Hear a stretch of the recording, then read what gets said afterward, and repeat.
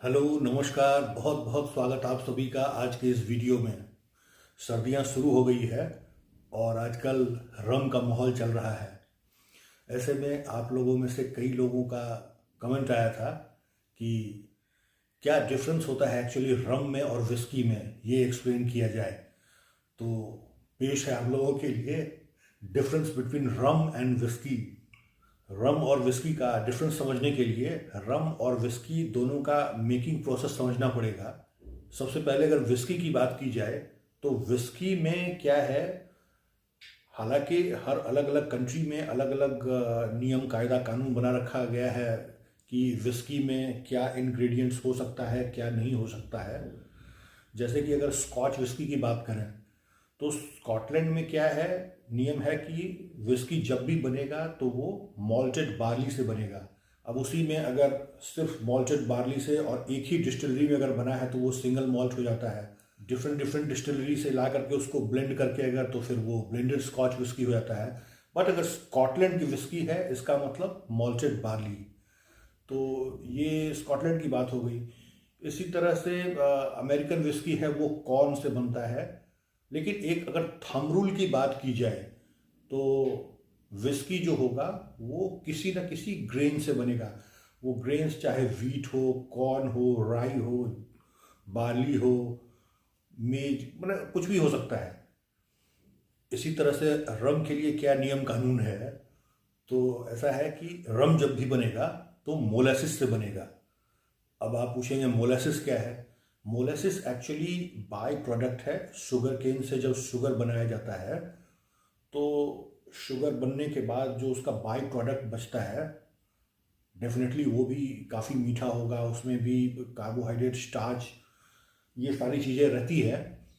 तो उसको फर्मेंट करा करके और उसको फिर डिस्टिल करा करके उससे अल्कोहल एक्सट्रैक्ट किया जाता है।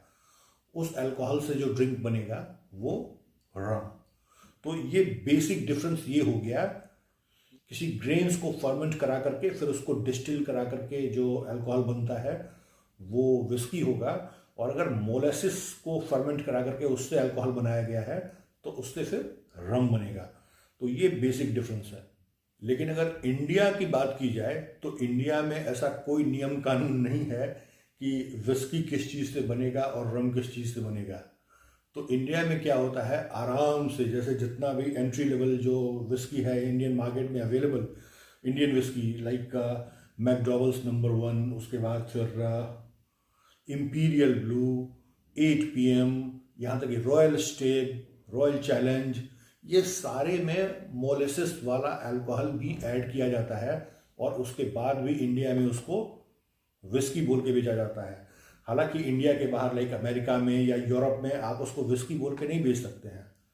आप उसको नॉर्मल कुछ भी स्पिरिट बोलिए, लिकर बोलिए, कुछ भी बोलिए, but you can't say that whisky.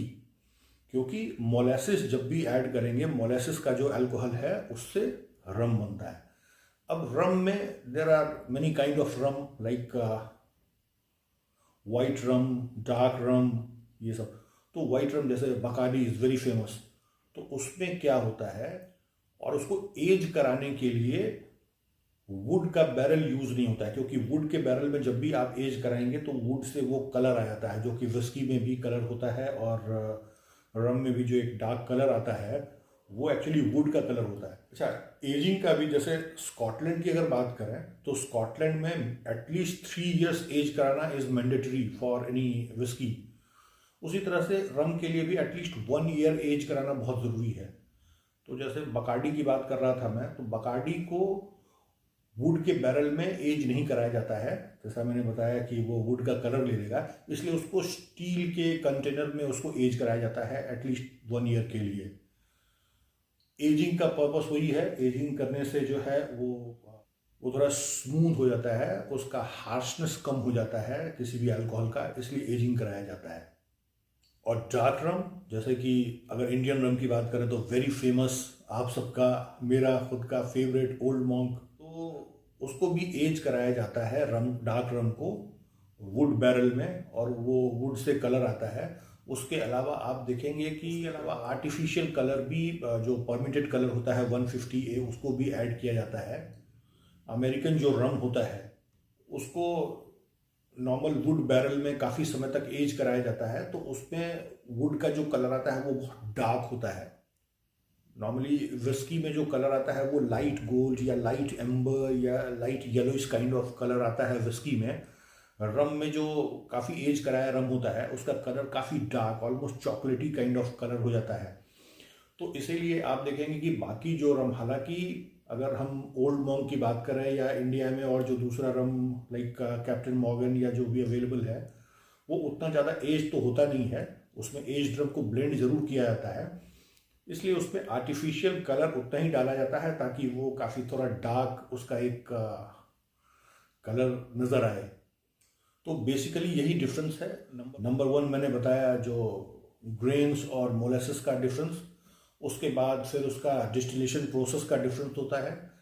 और एजिंग के लिए नॉर्मली जैसे विस्की को ओक वुड बैरल में एज किया जाता है, रम को ओक वुड बैरल यूज़ नहीं किया जाता है रम के लिए normal other would barrel use किया जाता है। और अगर वाइट रम की बात हो तो उसमें वुड का बैरल नहीं, कोई भी स्टील कंटेनर यूज़ किया जाता है। तो ये सारा डिफरेंस था। आई होप इंटरेस्टिंग लगा होगा, इन्फॉर्मेटिव लगा होगा आप लोगों को। अच्छा लगा है तो प्लीज़ लाइक कीजिए, सब्सक्राइब कीजिए मेरे चैनल को।